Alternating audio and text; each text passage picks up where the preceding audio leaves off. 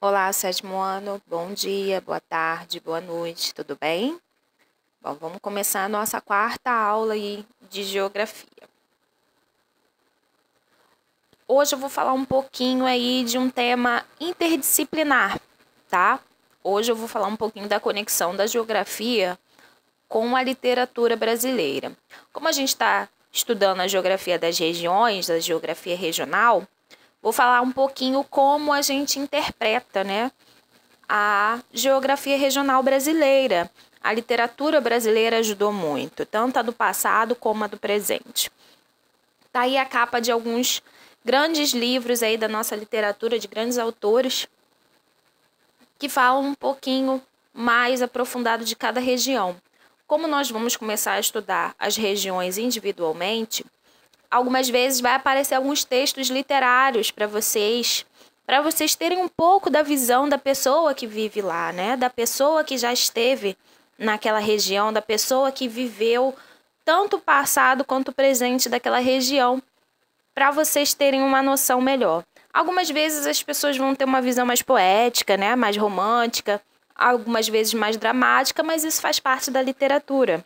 Os professores aí de literatura têm mais, como eu vou dizer, uma melhor forma de explicar isso para vocês. A geografia regional, ao mesmo tempo que vai ajudar a fazer a literatura brasileira, ela também vai usar muito da literatura brasileira para se auto-explicar, tá bom?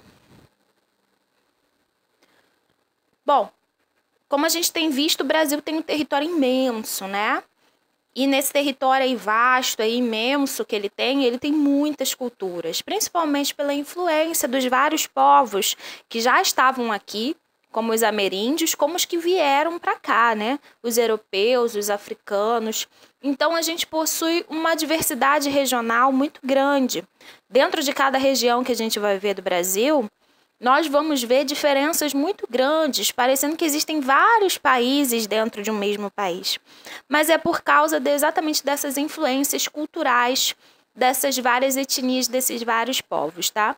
Essas divisões regionais, elas também são chamadas de regionalismos. Além disso, essa ocupação do nosso território ocorreu de forma desigual. Quem aí lembra das últimas aulas pode ver, né, que a nossa divisão brasileira nem sempre foi desse tamanho, nem sempre foi desse jeito. Então, ela foi acompanhando o povoamento brasileiro. Os traços da cultura foram influenciando também algo muito importante que é o nosso idioma, o português. O português falado aqui no Brasil, ele é altamente influenciado por dialetos africanos e também pela linguagem ameríndia, né? Principalmente o tupi-guarani.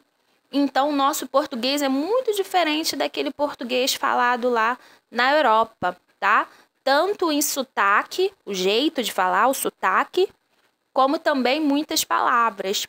Então, muitas vezes, se vocês usam aí o computador, que tem vários idiomas, uma página que tem vários idiomas, você vai ver que chamam o nosso português de português brasileiro, tá? Com toda essa riqueza aí que a gente está falando, elas vão se traduzir aí em exclusividades regionais. E essas exclusividades regionais também se estendem para a literatura regional.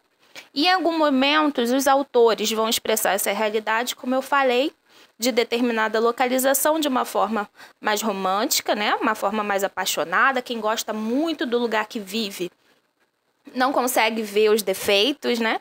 Ela vai olhar sempre o lado bom daquele local. Então, é uma visão mais romântica. Uma visão idealista, ela vê a realidade como é, mas ela idealiza como ela gostaria que fosse. Tem um ideal, ela quer alcançar aquela ideia, ela teve uma ideia e quer que aquela ideia seja alcançada, por isso idealista. E também exótica, é uma palavra que a gente vê mais raramente, porque ela realmente significa raridade, né? Um exotismo. Aquilo ali é muito diferente do que é o comum. O comum é o comum. É aquilo que a gente vê todo dia. E o exótico é aquilo que é surpreendente, é novo, é diferente. Então, os autores geralmente, quando vão falar das regiões brasileiras que nós estudamos, cada um escolhe um jeito de falar dela. Nem todo mundo precisa falar dela do mesmo jeito. Então, os autores vão retratar de formas diferentes nos seus livros a forma que eles veem as regiões que a gente vai estudar, tá? Essas obras vão ajudar a gente a entender a geografia do nosso país e também entender como a geografia influenciou essas obras de ficção. Lembrando que na literatura são obras de ficção, tá?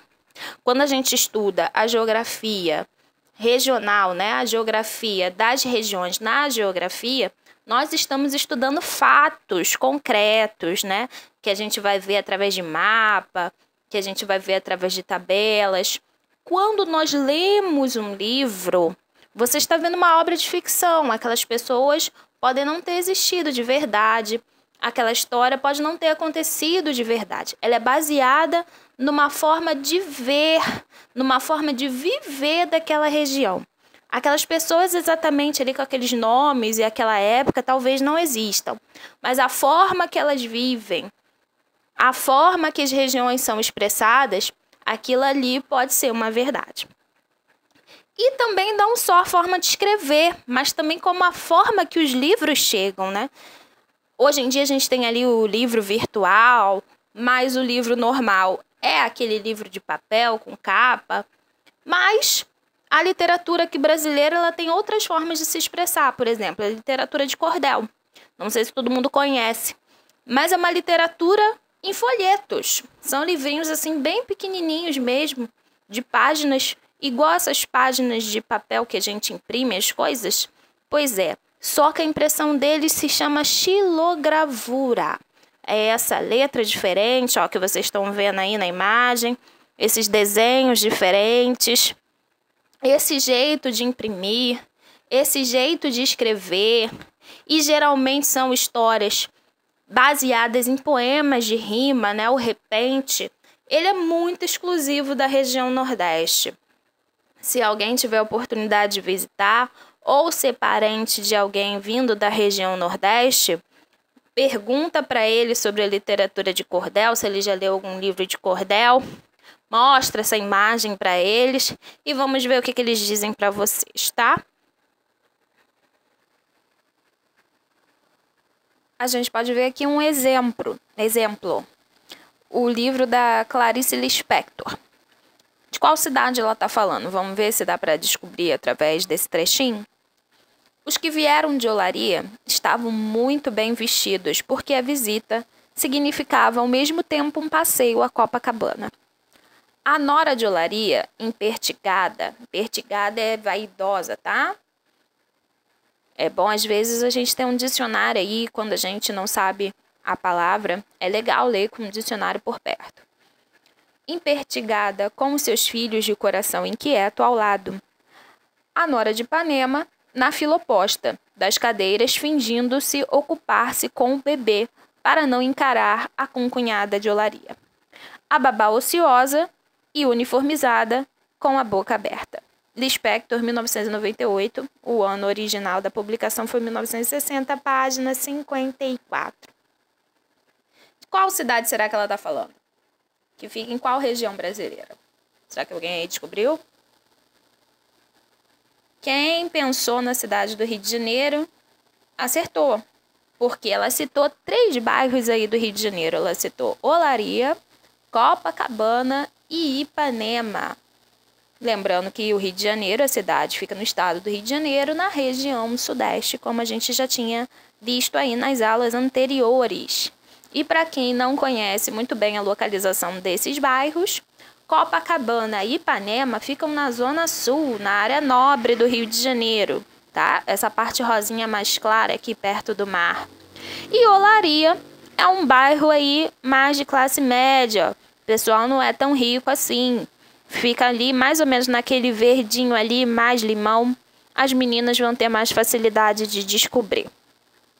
Bom, o texto não só fala da cidade do Rio de Janeiro, como fala também de uma diferença, né, de bairros, de comportamentos e de posses mesmo, né?